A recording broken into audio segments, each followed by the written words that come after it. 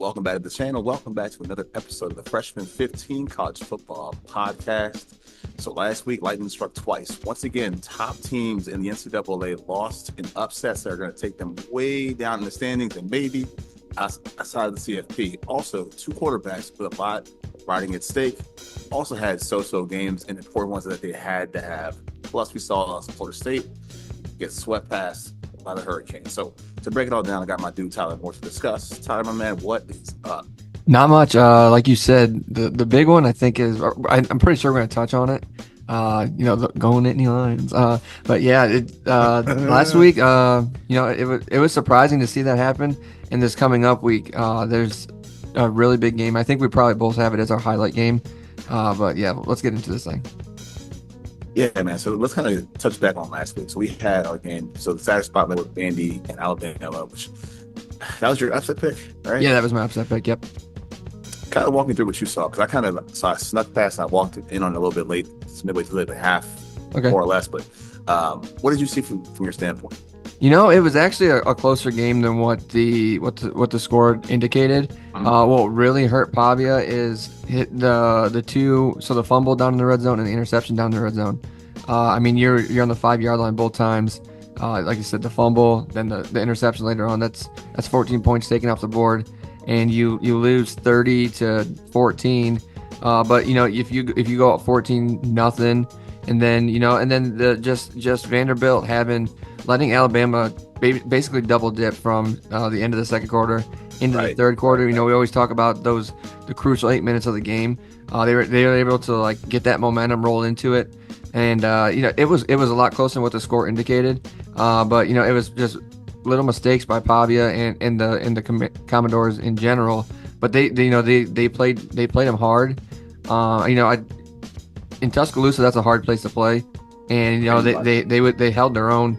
And like I said, it was just untimely mistakes that you have to capitalize on, especially with the team that's as good as Alabama. And especially with the talent discrepancy between the two teams, you have to be able to capitalize on every situation. And unfortunately, they just didn't do it. Yeah, and I think that's kind of, you said it already, man. It's the turnovers, because from having the lead at 14-7, they didn't score another point in the entire game. And Pavia, who is the engine of everything, really, and you kind of expect that. Although I have a lot of faith in what they're doing, and I like what they're doing. At Vanderbilt, they don't have the defense to match with Alabama, so every possession counts, and every turnover hurts all the more. But looking at Bama, because I kind of wanted to flip the table a bit for Alabama as well. They busted out with almost 500 yards of offense, so they're starting to kind of find the rhythm a little bit. I'm not a Simpson fan, but he's getting it done. It's kind of like almost the years back in the day with your McCarrons of the world, guys like that, or even Matt Jones, just putting it together with what you have there, the pieces that kind of all fit into place, and the running game is going against you. Van Miller has 122, 125. It's just, for them, it's a win they had to have, but also looking at this week, it's a big win because now you have a game with Missouri and a Tennessee in the next 2 weeks. So it's almost like they're kind of finding their mojo again. They're kind of getting their flow. So wish they would have lost, but all good. Yeah. All good, man. So then rolling us over to upset pick. Actually, what was your Saturday spotlight? It was Florida State, Miami. Yep. Shoot, go ahead, man. Yeah. It was a really good game. I think what hurts Florida State is Castellanos likes to play a lot of backyard ball. And we always talk about, we always talk about the Patrick Mahomes and the Josh Allen's of the world ruining football. And it's kind of what you see. He was that one read is not there, take off, kind of run kind of thing, and just throwing some basketballs basically up into the air. But Miami, they have that Malachi Tony. What an electric player. C.J. Daniels, what an electric player. I mean, those two are that offense. Carson Beck, he can just find those guys, and they turn nothing into something. And that's a very fun offense to watch. They weren't clicking all game. Florida State hung around, especially in the fourth quarter. They started making that little comeback. But yeah, and then Florida State, they got that weapon too, Deuce Robinson. He's a fun wide receiver to watch. He wasn't featured as much this game as he has been in previous games. But yeah, like I said, Malachi Tony, he's a fun player to watch, and it was actually a pretty good ACC game to tune into. Yep.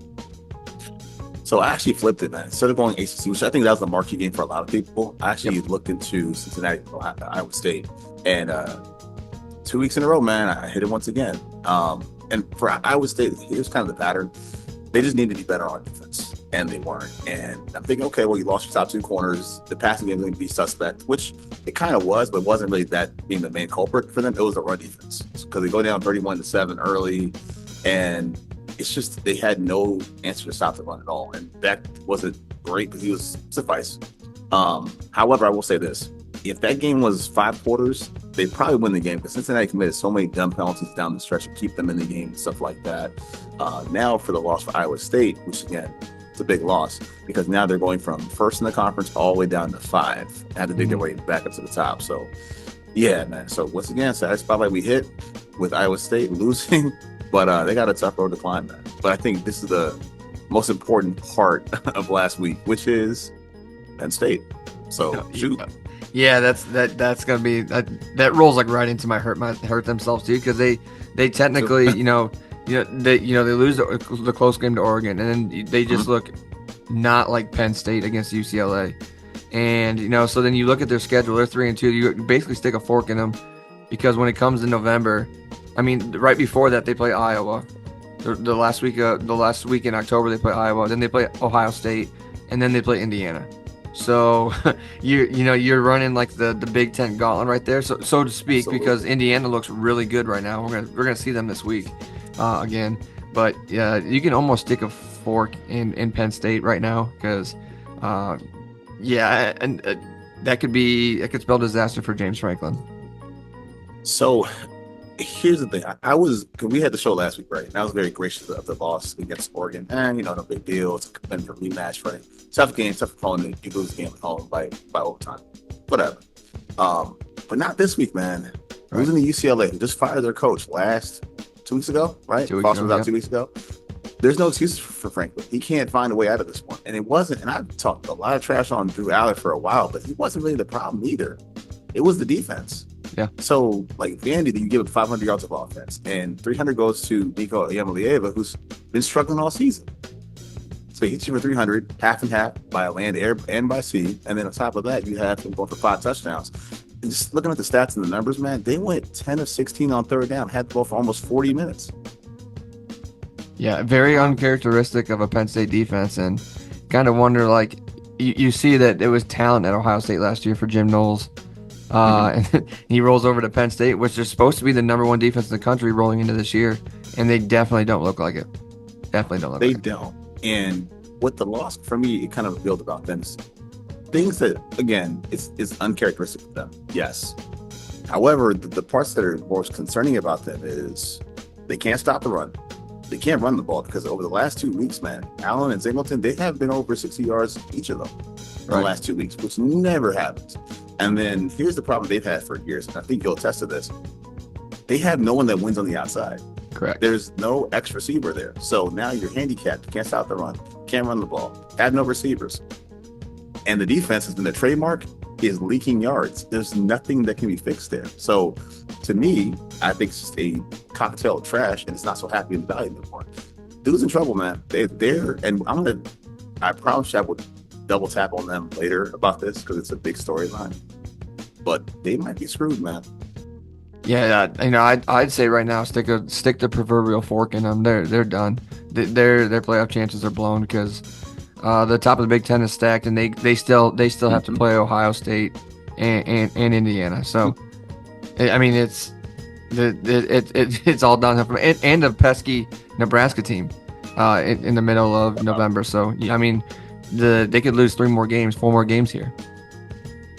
Which I think leads over perfectly to the next set. And I'm going to go ahead and read your mind for a second. We have the exact same Saturday spotlight, right?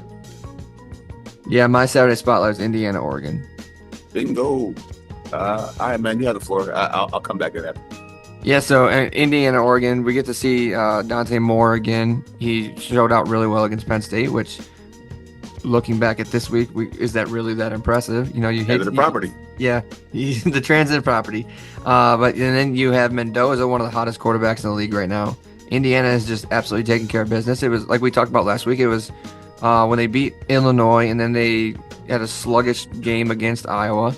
But now we get to see what they do against another top defense in Oregon. And if if it does get into a shootout, are they able to withstand that? Is Signetti able to withstand a shootout with his guys? And it's a very big. It's number 3 versus number 7. I think that's what it is. There is. Yeah. So I mean, it's you can't ask for too much more for this. It's a 3:30 game, and yeah, it's just gonna be fire. Hopefully, it's fireworks because this is a game that I've been really looking forward to since both these teams are undefeated. And I wish the game took center stage because I think more people can see this game from a national perspective. Now, I'm looking at this more from the angle of Indiana because I've kind of been enamored by them, just how they've done it, how they kind of built the program up and stuff like that. However, for me, it's a reminder of that Lupe Fiasco song, right? Basically, if you are what you say you are, now it's time to put on. I think for Indiana, like it's time to do it. And the reason why I kind of enjoy this because they have to find a way to win this game. If you want the relevancy, you want the respect, you got to win this game. And believe me, trust me, I'm gonna tie it back to the conference later. But also, these two coaches, they talk a lot. Oh yeah, They talk a lot. So some, throw stones and hide their hands, but they talk a lot, which is fun. It's fun for the game. And they've already proven that they're in the next tier of the conference. Like they're up there. They bypassed the Illinois and things like that. They're kind of ascending all the way up the ranks there.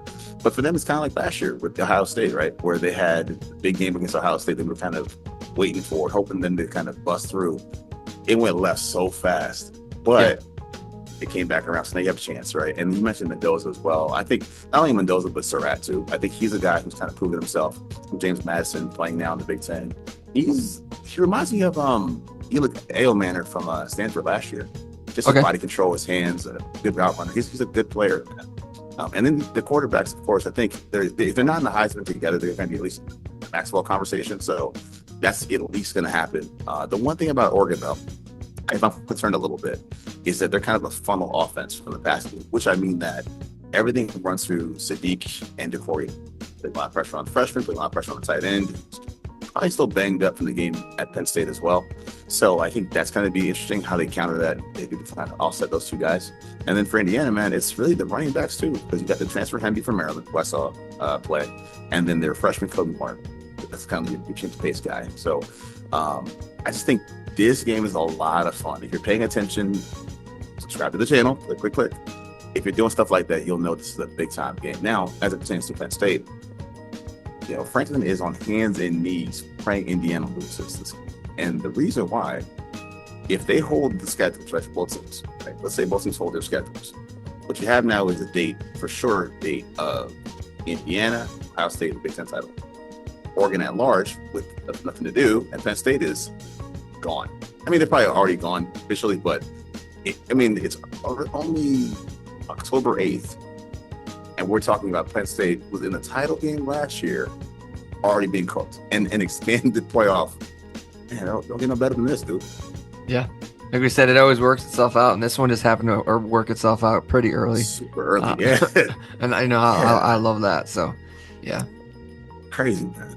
So I know for a fact we are not on the same page with the upset pick at all. Well, let me, before I say that, let me just ask you, is your game in a Western time zone? No. All right, then I'll go first. So my upset pick this week, I'm going with Arizona over BYU. Okay. And here's the thing, Arizona, and both teams really, they have a stingy pass defense. Like they don't allow anyone to score. Now for BYU, they have a freshman quarterback. You guys know the story. Barrett Bachmeier committed to Stanford.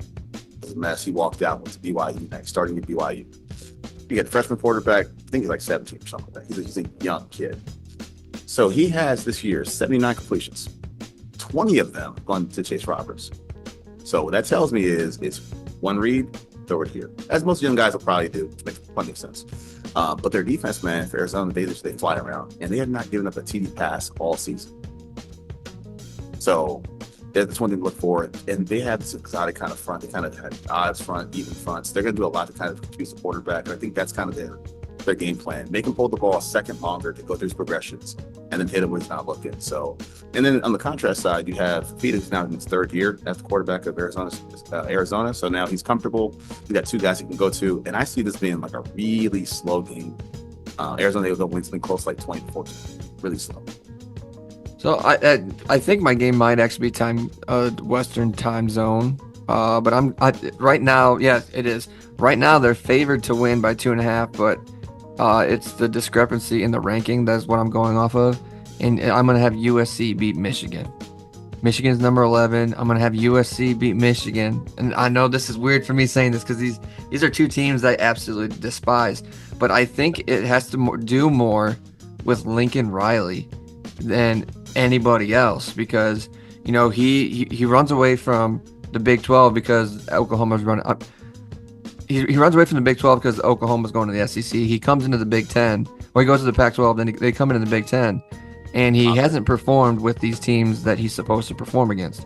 So if you're really that blue blood college, you have to get up for these blue blood games. Like they beat Michigan last year, I think, but they've lost to, you know, they lost to Minnesota, they lost to Illinois, and they lost to, I think, Iowa last year. So you have to win these games.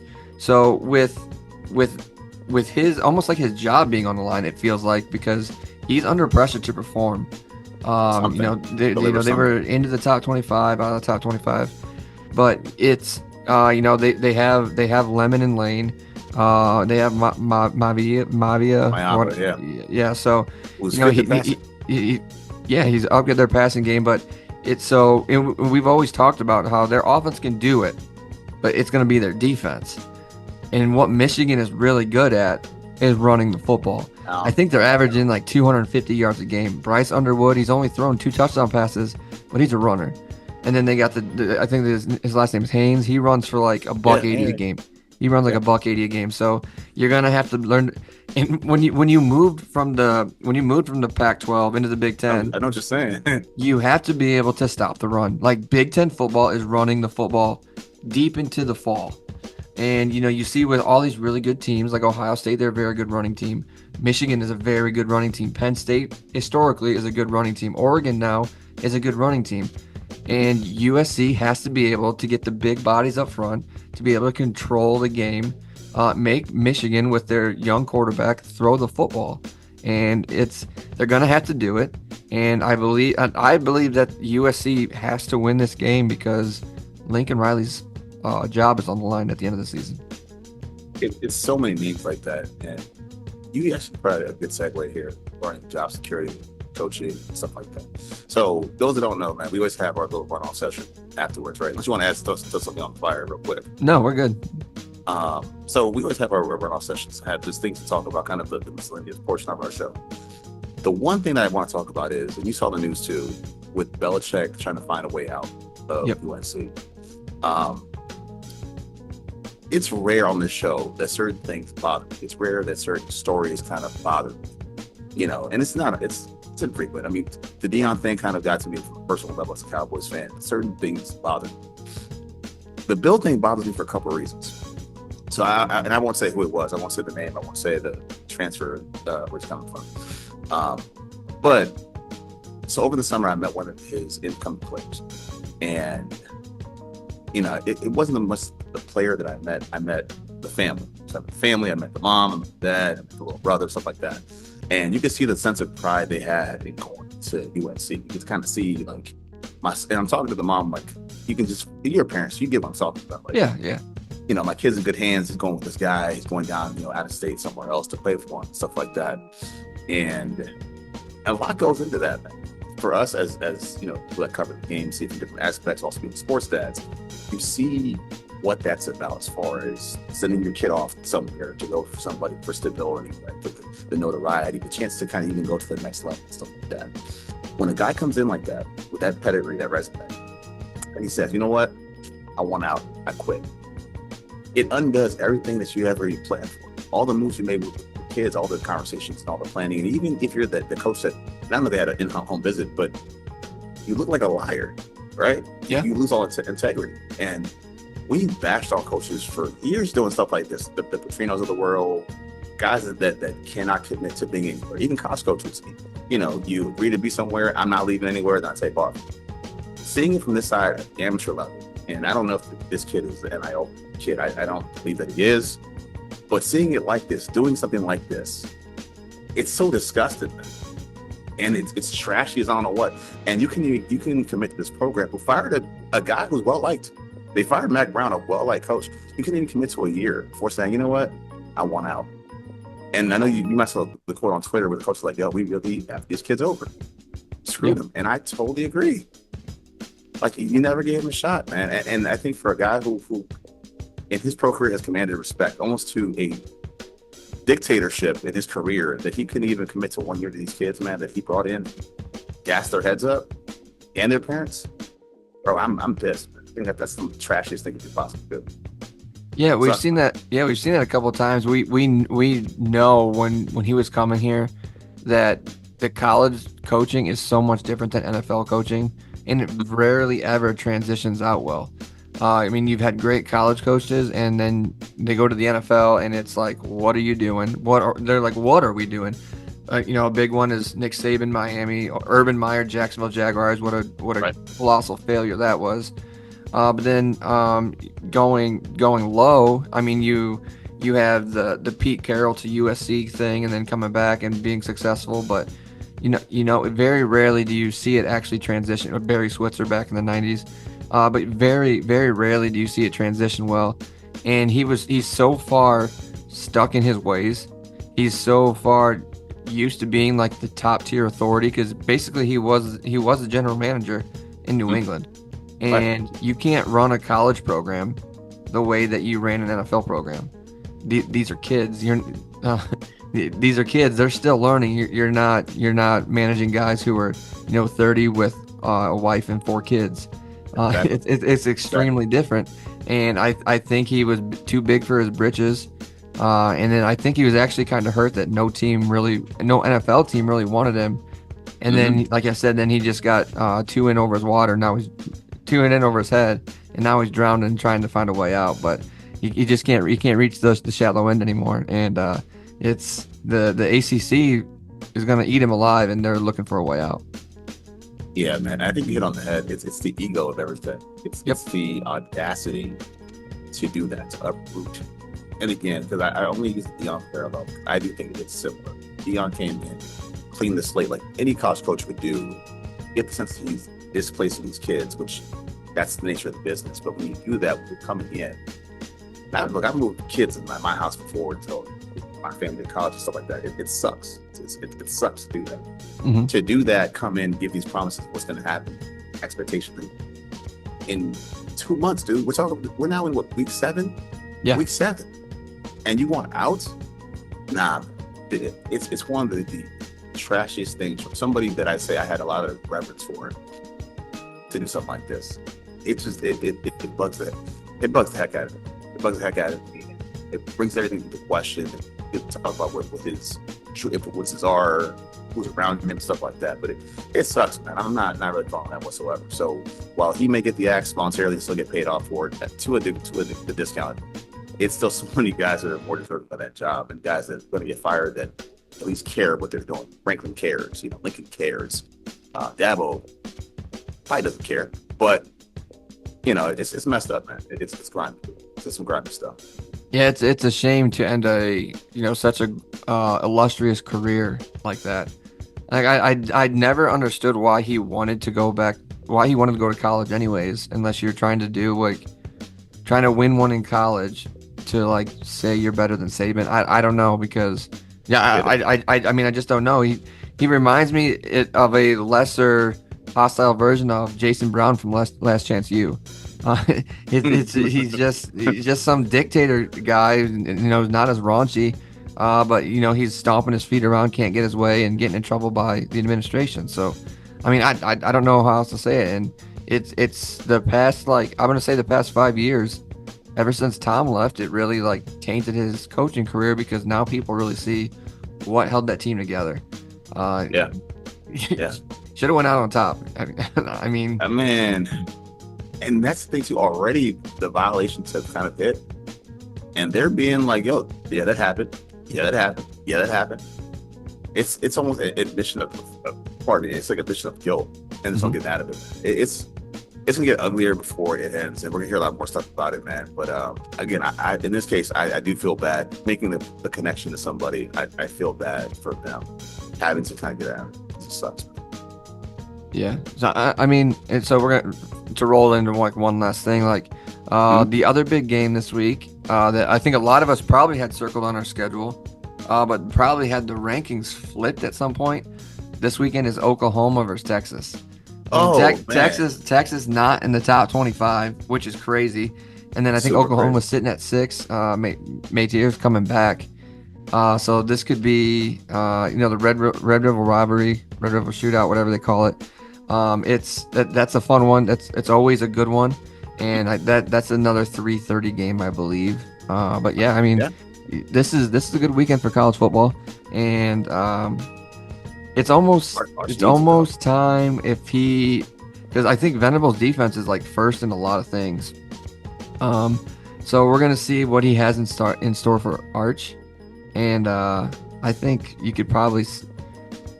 I know a lot of Texas fans are not liking the Arch experience, and a lot of them are saying, "Hey, we owe Quinn Ewers a major apology for the Yeah, past yeah. the past 2 seasons," and rightfully so, because that man against top tier competition is is just not good.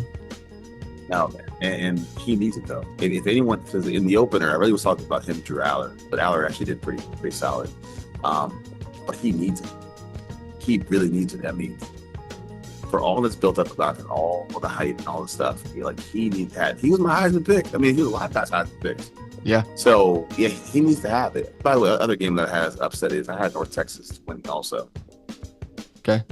That's kind of my sneaky upset. Probably no one's gonna watch, but probably us. But yeah, that's a big one. It's funny how the game's flying under the radar though, Oklahoma and Texas. But I just feel like where they are, and it's one thing because they were doing pretty solid without Mateer, but now that he's back, it's only gonna boost them even more, man. If Texas were to win this game, it would be huge for Arch, but I don't see it happening. I think Venables, he's been also. I think Oklahoma's defense is loud. If I'm not mistaken, 8.2 points a game, something crazy. Yeah. Doing ridiculous, man. So, yeah, I mean that's a spotlight in itself to see how Texas responds. What happens next with Sarkisian, who I think is way safer than anybody we talked about tonight. Yeah. That'd do it for me, man. I don't have any other last thoughts. No, and just to tell to that game one last thing, I don't think Texas can run the ball very well. Usually Texas is a good running back school. You've seen a lot of really good running backs come out of there, but I just don't think they can run the ball this year, and that hurts Arch, especially with it being his first year starting. And then he was thrown into Ohio State. That game was close but not close. And then losing to Florida, you play really well against extremely inferior competition, but you Right. still can't run the football. And that's what's really hurting Arch, because you can't protect your quarterback. You can't give him time. You can't give him time to develop and then see things on the field, because for me, Ohio State is protecting Julian Sand very well. But I mean, they're not saying, hey, don't go out and throw the ball, because he's throwing the ball. I think he has 25 incompletions this entire season, and he's still throwing for like 350 yards a game. But they run the ball really well. They have Bo Jackson, Peoples, in like the three-headed backfield, but they're able to protect him. And we see Texas not being able to do that with Arch. Other teams are doing it though. That's the thing. Correct. Oregon's doing it. Yep. Indiana's doing it. A lot of teams that are successful at protecting their quarterbacks, especially the young guys, by way of the passing game, short passing game, working out the running game to offset that, and they're not doing it. And maybe because a lot, again, as you know, the saying goes, too much is given, much is expected. So it's like, I want to see this right now. So, but I don't see it happening. I think they don't get rolled, but they don't win this game, man. I don't see it. They can walk into Texas, because it's a road game, I'm sure, for Oklahoma. They can walk into Texas and to win. It amplifies their resume in a tough conference too. Yeah, like if you can't run the ball inside, we know that short passing is an extension of the run game. Mm-hmm. You have the receivers to do it. You have Whittington. You have to, you have to utilize it. You have to let your quarterback see the field, get the ball out. Just quick, easy yards to make manageable downs later on, because he can use his legs, especially against a stingy Oklahoma defense. They fly around. They're going to give you exotic looks, and like you said, I don't see Texas winning this one. But crazier things have happened this season. We just seen it this past week. So you never know in college football, but this is another fun one. And like I said, I'm thankful for YouTube's multicast for this weekend. You get to watch 4 games at one time. My dude. All right, everybody. So for my man Tyler Moore, I'm LP Cruz. This has been the Freshman 15 College Football Podcast. Peace. Peace.